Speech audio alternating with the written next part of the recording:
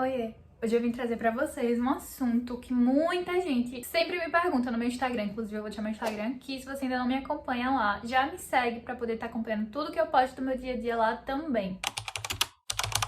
Esse assunto, muita gente já me associa a isso. E eu decidi fazer esse vídeo pra ajudar também outras pessoas que estão pensando em tomar essa iniciativa que eu tomei há uns anos atrás. E querem saber mais ou menos como é que funciona, a questão de custos, se vale a pena, se não vale. Meu nome é Isabela, eu sou estudante de fisioterapia, já tô no finalzinho, no 7º período. E também sou empreendedora, eu tenho uma agência no ramo de eventos. Atualmente eu já moro sozinha, mas há uns anos atrás, quando eu decidi sair da casa dos meus pais, decidi que eu queria minha independência, eu era 3º período na faculdade. Eu já tava bastante cansada, porque era uma viagem todos os dias da casa da minha família pra a faculdade. Só que, como eu tinha começado agora a vida de estudante, de sair de casa, de tudo, eu não consegui ainda bancar um apartamento sozinha, nem nada do tipo. Então, o que eu fiz? Eu consegui um estágio na própria universidade. Então, todo o salário do estágio era pra pagar o apartamento e as demais contas, para que eu pudesse estudar. Eu lembro que eu comecei a ver no Instagram umas conhecidas postando que queria dividir apartamento, justamente na região que eu tava procurando. Aí foi quando eu decidi e fui dividir apartamento com as meninas.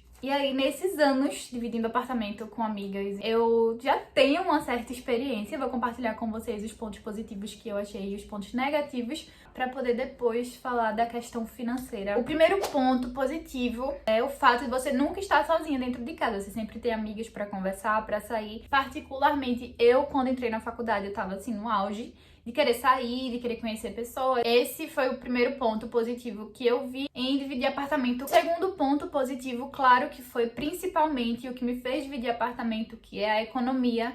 Acaba se tornando mais em conta quando você divide um apartamento com outras pessoas e não arca com tudo sozinha. Pontos negativos que eu particularmente vi foi a convivência. Assim, eu sou uma pessoa meio complicadinha de se conviver com outras pessoas dentro daquilo que eu enxergo como meu. Tem toda aquela questão de convivência, uma pessoa ela é diferente de você em questão de limpeza, questão de organização. Muitas pessoas não cumprem com as regras. A gente acha assim que a gente vai sair de casa e todo mundo vai ter a mesma mentalidade que a nossa, mas na realidade não é assim que acontece. Cada um tem sua educação, cada um tem sua cultura, então cada cabeça um mundo, literalmente. Na maioria das vezes eu fui a fiadora do apartamento, então eu tomava a iniciativa de fazer as regras. E assim, eu sou uma pessoa extremamente chata com o meu lar. Por exemplo, eu não quero que entre qualquer um. Eu tenho maior zelo, assim, principalmente com a energia do lugar. Então, quando você divide apartamento e não levam à risca essa regra, é bastante complicado. Fora que vocês começam a ter meio que atritos no dia a dia, então isso se torna bem insuportável. Teve uma vez que eu fiquei internada com um probleminha no pulmão e a menina que dividia apartamento comigo simplesmente deu uma festa dentro de casa, não avisou nada e, tipo assim, não podia. Tem um salão de festas, então todo qualquer som alto, qualquer coisa tem que ser no salão de festas.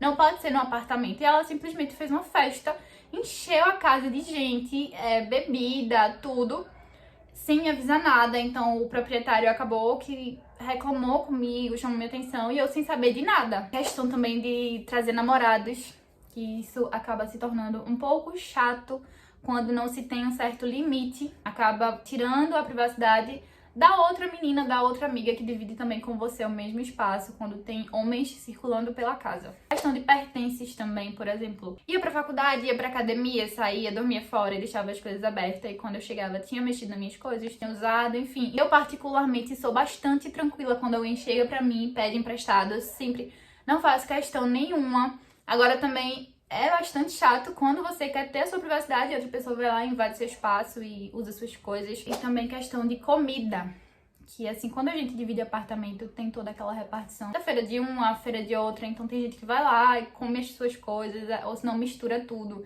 Então assim, cada apartamento tem uma regra. Tem meninas assim que saem pra dividir apartamento e a feira é uma só, é tudo uma coisa só. Mas como eu fazia as regras, eu sempre preferi cada um ter suas coisas. Por isso que a gente tem que tomar muito cuidado com quem a gente vai escolher pra dividir apartamento, porque essas questões do dia a dia que assim que a gente chega pra dividir, a pessoa é maravilhosa, se torna super sua melhor amiga, mas com o tempo a convivência vai se chocando uma na outra e acaba ficando bem difícil de conviver. Outro ponto negativo já fica como alerta pra quem tá pensando aí em dividir apartamento. Uma vez cometi o maior erro que possivelmente poderia ter custado, não sei, minha vida.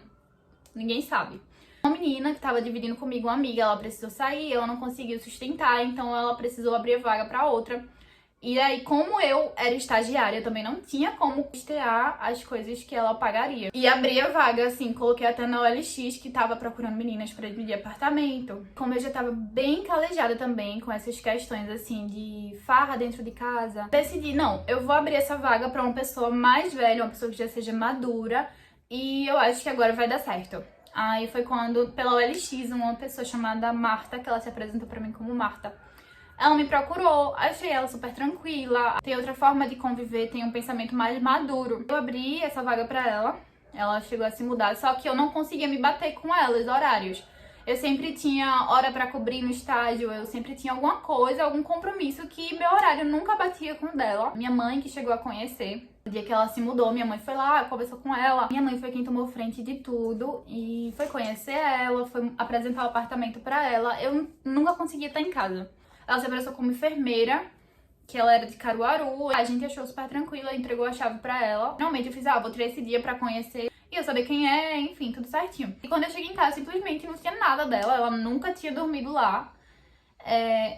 A cama, do jeito que a gente deixou, até um lençol que tinha em cima, assim, dobrado, tava do mesmo jeito. Não deu retorno nenhum, simplesmente sumiu. Aí uns dias depois apareceu no jornal que tinha uma mulher fazendo isso. Tráfico de mulheres, essas coisas. E roubando o apartamento. A gente não sabe se foi ela, porque no jornal apareceu tudo embaçado. Mas a gente acredita que sim. Então é só pra vocês terem cuidado assim mesmo com quem vocês vão escolher pra dividir aquele espaço tão íntimo com vocês. Agora vamos falar sobre contas, preços, economia.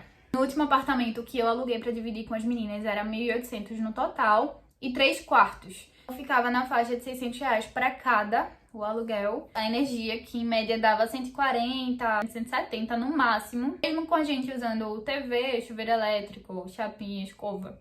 Sempre veio nessa faixa, assim, nunca ultrapassou esse limite. Ficava mais ou menos R$46 pra cada. A água e o condomínio já eram inclusos no 1.800 do aluguel. Então isso a gente nunca precisa se preocupar. A minha feira, ela dava de 15 em 15 dias R$200. Era super tranquilo e assim, ainda sobrava pro outro mês. Por último, vinha a internet, que a gente contratou que era R$60, que era 300 megas, alguma coisa assim. R$20 pra cada. Resumindo, no final do mês, dividindo o apartamento, eu gastava em média R$1.060, R$1.100. Fora, claro, as minhas saídas, comer fora, roupa. Essas questões assim que são mais pessoais e não tem nada a ver com apartamento. Então é isso, se restou mais alguma dúvida, vocês podem deixar no comentário que eu vou lá e respondo. Eu tentei ao máximo contar como era a minha experiência, o quanto que eu gastava. E também alertar vocês de certas coisas. Então qualquer dúvida pode mandar aqui no meu Instagram ou aqui nos comentários. Já se inscreve aqui também para não perder os próximos conteúdos. Espero que vocês tenham gostado e que tenha esclarecido algumas dúvidas de vocês. Um beijo!